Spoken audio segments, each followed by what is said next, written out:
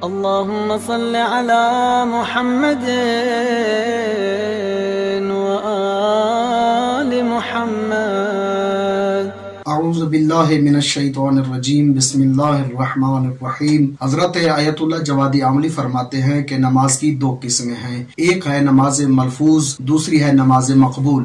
نماز ملفوظ اس نماز کو کہتے ہیں کہ جس میں انسان زبان کے ساتھ الفاظ تو ادا کر رہا ہوتا ہے لیکن اس کا ذہن کسی اور طرف مشغول ہوتا ہے، وہ نماز بھی پڑھتا ہے اور گناہ بھی انجام دیتا ہے۔ مولا متقیان حضرت علی ابن ابی طالب فرماتے ہیں جس شخص کے پیٹ میں ایک لقمہ حرام کا ہو وہ نماز کی لذت سے محروم رہتا ہے اور وہ معرفت نماز کو حاصل نہیں کر سکتا۔ دوسری ہے نماز مقبول کہ جس میں نماز گزار کا ذہن اس کی زبان اور عمل کے ساتھ ساتھ ہوتا ہے۔ مولا متقیان حضرت علی ابن ابی طالب علیہ السلام فرماتے ہیں ان الانسان اذا كان في الصلاة فان جسده وثيابه وكل شيء حوله يسبح۔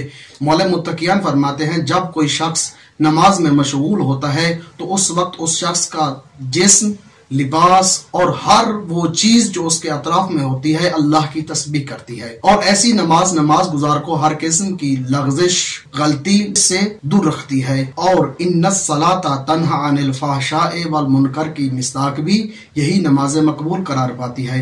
جب حضرت ابراہیم علیہ السلام کعبہ کی تعمیر کر رہے تھے، کعبہ کی تعمیر مکمل کر لینے کے بعد حضرت ابراہیم علیہ السلام نے جو دعا فرمائی وہ ہے ربنا تقبل منا انک انت السمیع العلیم۔